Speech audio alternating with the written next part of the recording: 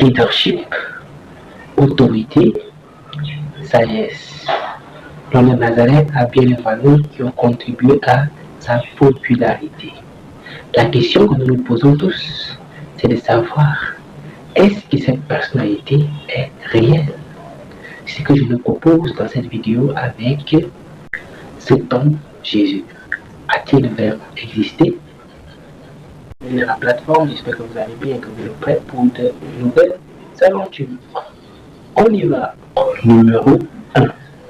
Daniel Maguire, historien, publiciste, professeur à l'université de Lausanne en Suisse, disait: la théorie sur la non-existence de Jésus est une absurdité complète, car nous n'avons pas de personnalité de l'Antiquité dont nous disposons autant de sources nombreuses, variées et précoces. Il conclut donc que nous sommes mieux renseignés sur la personne de Jésus que n'importe quelle autre personne de l'Antiquité. En 1929, lors de son interview, Albert Einstein, interrogé par le journaliste nommé George Sylvester, affirmait, je cite, « Personne ne peut lire les évangiles sans ressentir la présence réelle de Jésus. Ces paroles sont magnifiques. Aucun homme ne peut nier l'existence de Jésus et personne n'a exprimé ces paroles de façon aussi si divine. » Fin de citation. Nous tombons ici au numéro 3. Et pour ce numéro, je vais nous poser la question de savoir en quelle année sommes-nous. Bien évidemment, la réponse est 2023 après Jésus-Christ. Pourquoi cette appellation? Pour mieux comprendre cela, nous allons remonter dans l'histoire.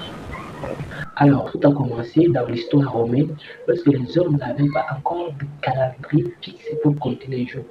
Rome a donc décidé de compter et de savoir la date exacte de Pâques qui correspondait à la date de fondation de l'Empire romain.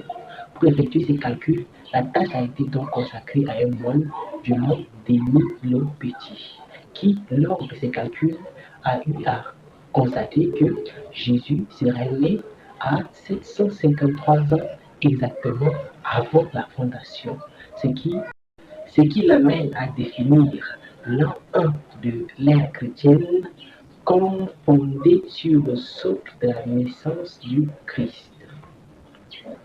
Il est vrai que ces calculs étaient faux, car cela a été démontré plus tard que, selon ces calculs, Jésus serait né entre 4 et 6 ans avant lui-même. Je sais, ça crée un peu de confusion. Mais tout de même, ces calculs ont été rattrapés plus tard, au fil du temps, par un moine anglais encore, du nom de Beno Vénérable, qui, cette fois, a mis en place un système calendaire dont la naissance du Christ est le centre. Ceci dit, si Jésus a été placé au centre du système calendaire, cela veut dire simplement qu'il a donc vraiment existé. Si cette vidéo t'a plu, n'oublie pas de liker. Merci. Bye bye.